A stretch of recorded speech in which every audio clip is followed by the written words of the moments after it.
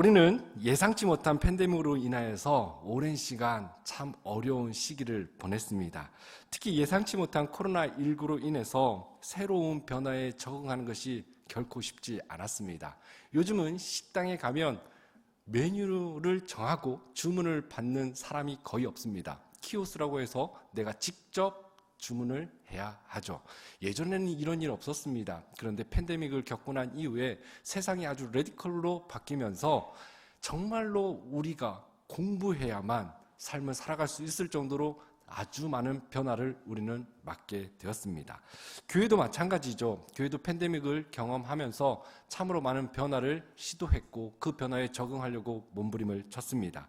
특별히 많은 교회는 팬데믹으로 인하여서 현장 예배를 드릴 수 없어서 온라인 예배를 드려야 하는 그 변화에 적응해야만 했습니다. 더 나아가 거리 간격을 유지해야 하는 그러한 시기가 찾아왔을 때에는 예배를 드려야 하는 상황에 어떻게 예배를 드렸는가?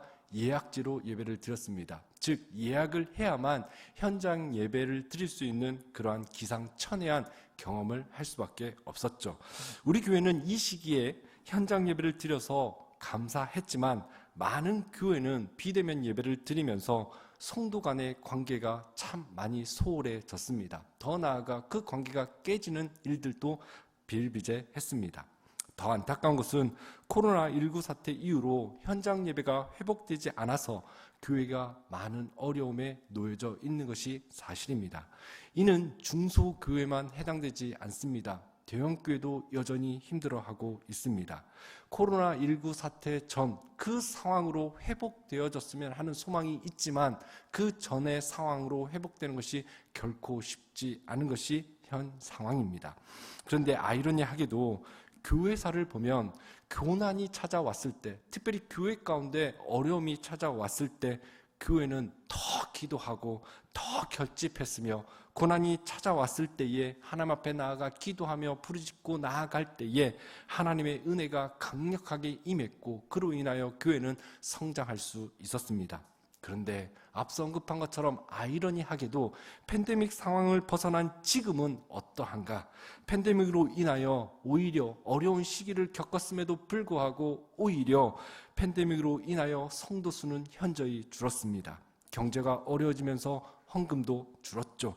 특히 예배에 대한 열심과 열정도 식었고 기도의 열심도 식은 것 같습니다. 그리고 주의 나라를 위하여 헌신하겠다고 하는 그 열심과 열정도 식어지면서 교회의 사역은 점점 더 위축되어져 간 것이 사실입니다. 그리고 더 큰 문제는 믿음이 흔들려서 방황하고 있는 가나안 성도들의 숫자는 너무나 많이 증가했다는 것이죠. 가나안 성도가 어떤 성도인지 아시죠? 안 나가 성도. 교회에 안 나가는 성도들의 숫자가 어마어마하게 늘었다는 것이죠. 그렇다면 우리는 이런 결과를 놓고 가만히 있어야 할까요? 다시 예전으로 돌아가려고 노력해야 할까요? 아니면 이런 변화에 맞춰 대안을 세우며 전진해야 할까요?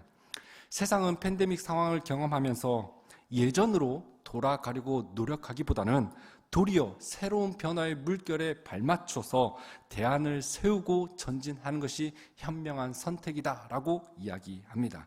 그런데 저는 세상이 내놓은 대안에 맞춰 반응하고 나아가는 것도 중요한데 이 시기에 한 번쯤 이러한 고민을 해봐야 할 필요가 있다고 생각이 듭니다.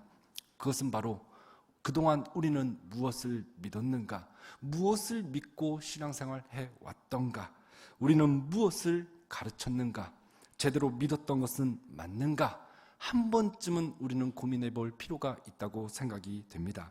왜냐하면 팬데믹 상황에서 기독교와 더불어 이단들은 코로나19에 대한 정부 대응에 맞서 결집한 일들이 있었습니다. 또한 교계 안에도 정부 지침에 따라야 한다, 아니다, 서로 반대하고 찬성하는 그런 양분화의 현상이 벌어졌죠. 특히 코로나19 확산이 잠잠해진 상황에서 정말로 전국에서 많은 기독교인들이 모여 정부 지침에 반대하는 집회를 시작했습니다. 그래서 어떤 일이 벌어졌습니까? 우리가 잘 알다시피 코로나19 바이러스가 점점점 약화되어지는 그 시점에 그 집회로 말미암아 바이러스가 확산되는 일이 벌어졌고 또한 기도받으면 코로나에 걸리지 않는다. 더 나아가 한 교계에서 발급한 카드, 그 카드를 받으면 코로나에 걸리지 않는다라는 그러한 발언이 나오면서 기독교는 세상의 지탄을 받게 되었습니다. 그러므로 우리는 이런 말과 행동을 하는 이들에게 믿음은 무엇일까? 우리의 믿음과 앞서 소개한 이들의 믿음은 같은 것일까? 아니면 다른 믿음일까? 고민 한번 해볼 필요가 있다고 저는 생각이 듭니다. 그렇다면 오늘 본문을 통하여 우리 가운데 주시는 메시지는 무엇일까? 오늘 본문은 하나님께서 약한 열광을 무너뜨리시고 주의 백성을 구원하시는 그날에 백성이 부르게 될 노래를 소개하고 있습니다. 특별히 1절에 보면 이렇게 말씀합니다. 그날에 유다 땅에서 이 노래를 부르리라. 우리에게 견고한 성읍이 있으며 여호와께서 구원을 성벽과 외벽으로 삼으시리로다. 이사야서를 보면 하나님께서 강대국의 견고한 성읍을 무너뜨리는데 오늘 본문에 보면 그들의 성읍과 다른 견고한 성읍이 있음을 언급하고 있습니다. 그리고 성벽과 외벽이 등장하고 있는데 이 견고한 성읍의 외벽 그리고 성벽은 여호와의 구원이니 이 성읍은 여호와 하나님의 구원의 성읍을 의미하는구나 라는 것을 우리는 알 수 있죠. 그러면 이 견고한 성읍에 누가 들어갈 수 있는가? 2절은 이렇게 말씀하고 있습니다. 다 함께 읽겠습니다. 시작. 너희는 문들을 열고 신의를 지키는 의로운 나라가 들어오게 할지니. 이 문을 열고 들어갈 수 있는 사람은 유대인도 아닙니다. 의로운 나라, 의로운 사람만이 들어갈 수 있다라고 말씀하고 있죠. 그렇다면 의로운 사람은 누구인가? 바로 신의를 지키는 사람이라고 말할 수 있습니다. 그렇다면 신의를 지키는 것은 무엇일까? 오늘 본문 3절은 이렇게 말씀하고 있습니다. 다 함께 읽겠습니다. 주께서 심지가 견고한 자를 평강하고 평강하도록 지키시리니 이는 그가 주를 신뢰함이니이다. 아멘. 신의를 지키는 사람 누구인가?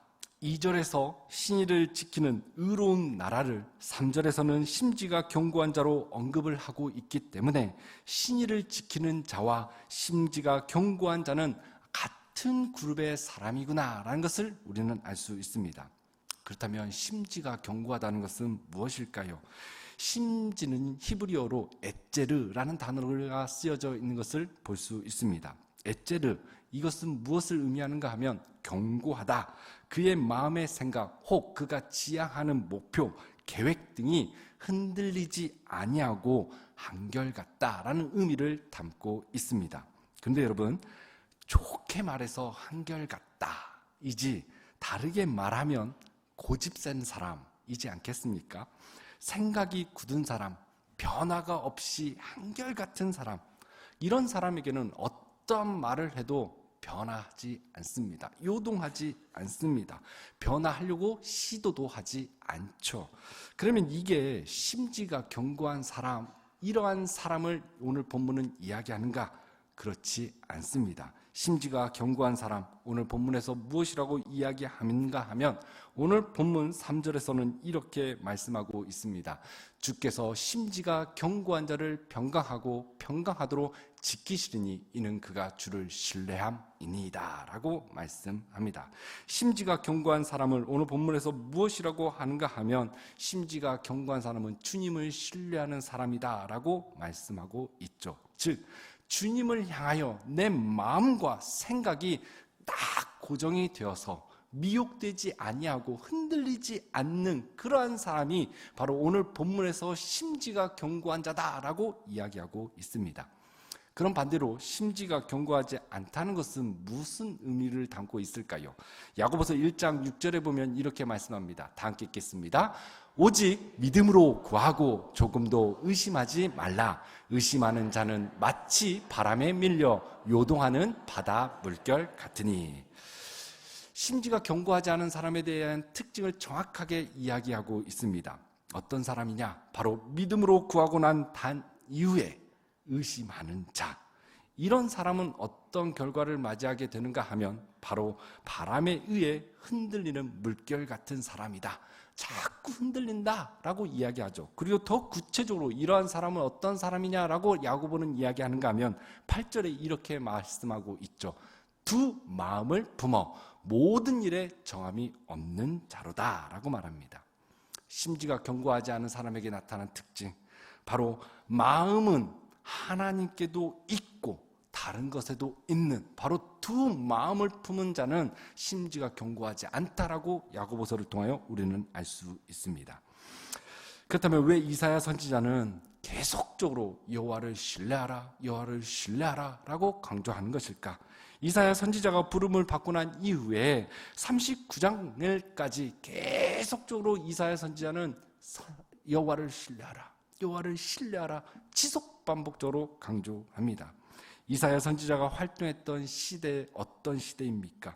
바로 유다의 열강의 공격을 받고 있는 상황이었습니다. 아수르와 바벨론에 의하여 그들은 안전의 위험을 받고 있는 상황이었죠.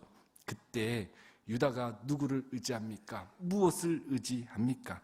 계속 다른 나라를 의지하죠. 애굽을 의지하며 계속적으로 도움을 구합니다. 이것이 어떤 상태인가? 바로 두 마음을 품은 상태다라고 말씀드릴 수 있습니다.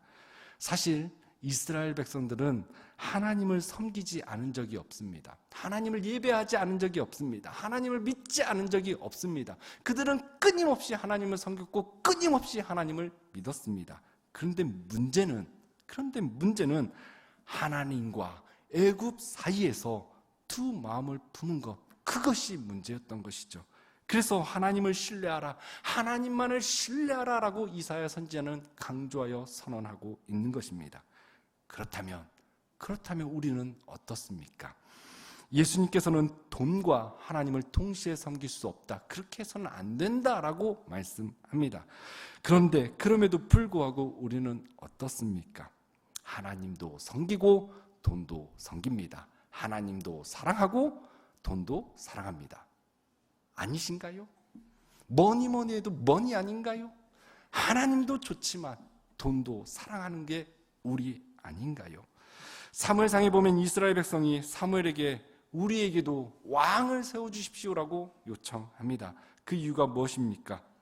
우리도 다른 나라와 같이 되고 싶다라는 그러한 마음에서 요구하는 것 아닙니까? 이는 곧 하나님도 믿고 다른 나라처럼 부강해지고 싶은 그 마음 때문에 그들은 요구하고 있는 것 아닙니까? 그런데 오늘 본문에서 무엇이라고 이야기합니까? 하나님을 신뢰하라 라고 말씀하고 있습니다. 이는 무엇을 의미하는가 하면 두 마음을 버려라, 두 마음을 버려라 라는 음성입니다. 즉 예수님도 믿고 내 소원도 성취하고 싶은 그 마음, 예수 믿는 믿음으로 내 소원 성취하고 싶은 그 마음, 예수 믿는 믿음으로 출세하고 내 자녀들 잘 되고 그게 예수 믿는 이유가 되어 둘 다 놓지 못하는 그 마음을 버려라 라는 그 의미를 담고 있다는 것을 우리는 기억해야 합니다.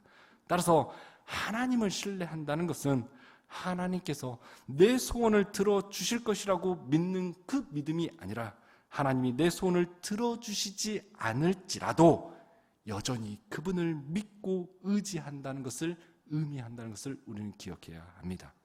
그렇다면 왜 이사야 선지자는 믿으라 라고 하지 않고 여호와를 신뢰하라 라고 이야기하고 있는 것일까요? 이를 구분하는 것은 참 쉽지 않은 것 같습니다. 믿는 것과 신뢰하는 것, 구분 짓는 게 참 쉽지 않습니다.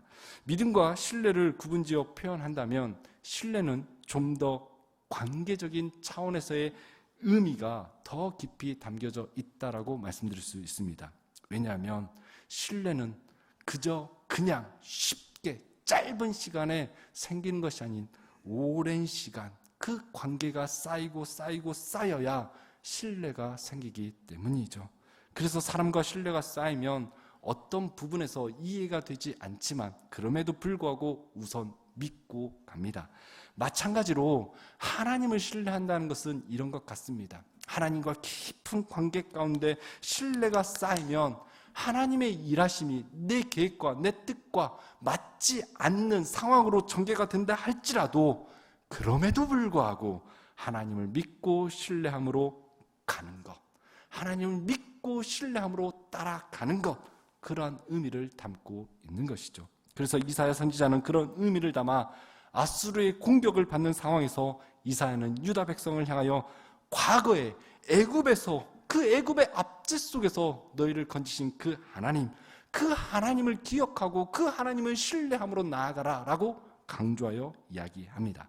그러므로 하나님을 신뢰하는 사람은 눈앞의 현실이 암담하더라도 하나님을 향한 그 믿음이 흔들릴 수 없습니다. 지금 내 일이 내 마음대로 풀리지 않는다고 해서 다른 의지할 만한 그 대상을 찾지 않는 것이죠. 왜 그렇습니까? 지금까지 내 삶을 인도하신 그 하나님께서 앞으로도 가장 좋은 때에 가장 좋은 방법을 통하여 가장 좋은 것으로 채워주실 것이라는 그 믿음 때문에 우리는 다른 것을 쫓지 않고 하나님을 믿는 믿음으로 하나님을 신뢰함으로 우리는 나아갈 수 있는 것입니다. 따라서 우리가 믿는 믿음은 기도하면 문제가 생기지 않는 그런 믿음이 아닙니다. 병에 걸리지 않았기 때문에 감사하는 그 믿음이 아니라 도리어 병에 걸려도 감사할 수 있도록 역사하신 그 하나님을 믿는 그 믿음, 병을 낫도록 하는 믿음이기도 하지만 동시에 병이 낫지 않아도 결코 버릴 수 없는 그 믿음, 이것을 주님을 향한 믿음, 선하신 하나님을 믿는 그 믿음이 우리가 소유한 믿음인 줄로 믿습니다. 다니엘과 세 친구의 모습을 보면 믿음과 신뢰가 어떤 것인지 정확하게 알 수 있습니다. 하나님이 건져주실 거야 라고 고백하는 것은 믿음입니다. 그리고 신뢰는 그리 아니하실지라도 라고 말하는 것은 하나님을 향한 절대적인 신뢰가 없이는 고백할 수 없는 고백입니다. 그래서 심지가 견고한 자는 내 모든 계획이 무너져도, 내 모든 계획이 실패하더라도 주님을 신뢰하기에 하나님은 그런 자에게 하나님은 복의 복을 더하여 주실 것이라고 약속합니다. 그 복이 무엇인가? 오늘 보면 3절에 이렇게 말씀합니다. 3절 말씀 한번 우리 다 함께 읽어보았으면 좋겠습니다. 3절 한번 읽겠습니다. 한번 띄워주시겠어요?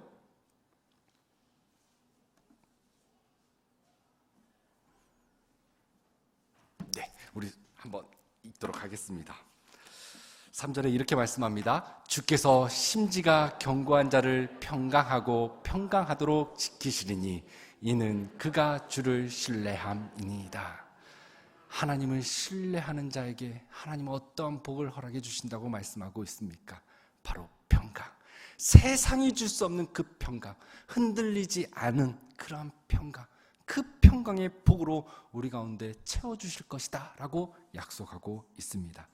그러므로 어려운 상황에서도 하나님을 신뢰함으로 반응하는 우리 성도님들이 되었으면 좋겠습니다. 흔들릴 수밖에 없는 그런 상황 가운데 평강의 복을 누릴 때에 믿지 않는 사람들은 도전받게 될 것입니다. 어떻게 흔들릴 수밖에 없는 상황 가운데 당신은 그렇게 평강함을 유지할 수 있습니까? 그때 저는 우리 성도님들의 입술의 고백 가운데 하나님이 주신 선물 때문입니다. 나는 하나님을 신뢰하기 때문에 이런 평강을 누릴 수 있는 것입니다. 그 하나님을 당신도 믿는다면 당신도 내가 누리는 그 평강을 누리게 될 것입니다. 이러한 고백이 그들 가운데 전해질 때에 그들이 죽게 돌아오는 놀라운 은혜 역사가 있게 될 줄로 믿습니다. 명절입니다. 명절이 되면 기뻐하시는 분들도 계실 것입니다. 특별히 명절이 되면 심적으로 어려움에 있는 분들도 있을 겁니다. 더 외로워하시는 분들도 계실 것입니다. 특별히 명절이 되면 믿는 자와 믿지 않는 자들의 만남이 이루어지면서 영적 전쟁이 벌어질 때가 얼마나 많습니까? 속 시끄러운 일들이 얼마나 많습니까? 즐거워야 할 명절이 도리어 어려움 때문에 더 힘들어지는 명절 보내고 계신 분들 있습니다. 저는 이번 명절에 우리 성도님들이 힘들고 어려운 친지들 가운데 하나님을 신뢰함으로 말미암아 얻는 그 평강을 증거할 줄 아는 축복의 통자들이 되기를 주님의 이름으로 축원드립니다. 이번 명절이 생명을 살리고 이번 명절이 하나님을 증거할 수 있는 복된 명절이 되기를 간절히 소망합니다. 그래서 이 시간에 우리가 무장했으면 좋겠습니다. 하나님을 신뢰함은 무장. 그 신뢰함 가운데 하나님이 주시는 그 평강을 무기 삼아 여러분의 삶 가운데 그 평강의 은혜가 흘러가서 믿지 않는 친척들 가운데 하나님을 전할 수 있는 놀라운 기회가 우리 성도님들 가운데 주어져서 그로 말미암아 우리의 가족, 우리의 친지들이 죽게 돌아오는 놀라운 은혜 역사가 있기를 주님의 이름으로 축원드립니다. 이제 말씀을 마치려고 합니다. 사랑하는 성도 여러분, 우리 성도님들은 요즘 살만하십니까? 세상은 경제가 어렵다 이야기합니다. 그런데 어떤 분은 이렇게 말씀하시더라고요. 세상이 언제, 경제가 언제 한번 좋았던 적 있는가? 여러분, 늘 어려움 가운데 우리는 살아가고 있습니다. 치열한 삶을 우리는 살아내고 있습니다. 또한 오늘 하루도 여러분 삶의 현장 가운데서 너덜너덜해진 그 마음, 그 심령 가지고 오늘 이 자리에 나온 줄로 믿습니다. 마음이 하루도 12번 바뀌는 그런 상황 가운데 우리는 놓여져 있죠. 내 계획대로 오늘 하루 잘 살아셨으면 다행인데 그렇지 못한 분들도 계실 것입니다. 저는 우리 성도님들이 밥맛이 없을 정도로 힘든 상황 가운데 있었던 적도 있을 것입니다. 그때 여러분 그것을 어떻게 돌파하고 계십니까? 과거에 쌓아놓았던 그 노하우, 지금까지 쌓아왔던 그 노하우로 돌파해 가려고 하십니까? 내 힘과 내 방법으로 돌파해 가려고 하십니까? 그때 우리 가운데 평강이 있을 수 없습니다. 우리 가운데 진정한 평강, 평안은 하나님을 신뢰할 때 주어지는 줄로 믿습니다. 어려운 가운데 우리가 요동하지 않고 두 마음 품지 않기를 주님은 이 시대 가운데 그러한 사람을 찾고 계십니다. 그 사람이 저는 우리 영광교회 성도님들이 되시기를 주님의 이름으로 축원드립니다. 내 계획대로 되지 않아도, 내 뜻대로 되지 않아도, 상황이 내 마음대로 전개가 되지 않는 그러한 상황 가운데 있을지라도 저는 우리 성도님들이 오늘 말씀을 듣고 나는 두 마음을 품지 않으리라 결단하는 은혜가 있었으면 좋겠습니다. 그리고 더 나아가 하나님께서 여기까지 지금까지 우리를 인도하셨기에 앞으로도 나의 삶 책임져 주신다는 그 믿음, 그 신뢰함으로 하나님을 예배함으로 말미암아 하나님이 주시는 그 평강 가지고 맡겨주신 그 사명 감당하여 하나님의 마음을 시원케 하는 복된 역사가 사랑하는 우리 성도님들 가운데 있기를 주님의 이름으로 축원드립니다.